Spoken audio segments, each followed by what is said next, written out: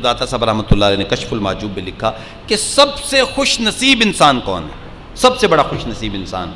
तो आपने फरमाया सबसे खुश नसीब इंसान वो है जो खुशी के आलम में बातिल की तरफ माइल ना हो और गुस्से के आलम में नेकी को ना छोड़े। जो खुशी के आलम में बातिल की तरफ माइल ना हो।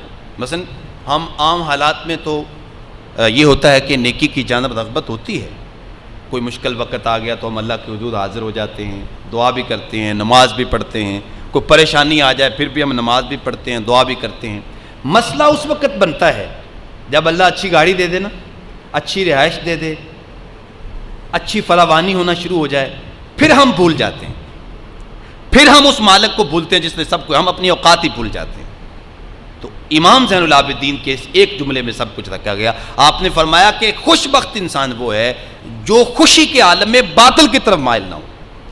शादी का मौका है तो ये नहीं अभी अब शादी आई तो अब हर नेकी को छोड़ दिया जाए और बातिल को इख्तियार किया जाए। अब हम कहते हैं जी कि इतनी दौलत है तो फिर डांसर पार्टी नहीं बुलाएंगे तो फिर दौलत की नुमाइश कैसे होगी। अगर वहाँ गाना बजाना नहीं होगा और रस्म हिना के नाम पे हम तूफान बदतमीजी बर्पा नहीं करेंगे तो फिर पता कैसे चलेगा ये फलां हैं।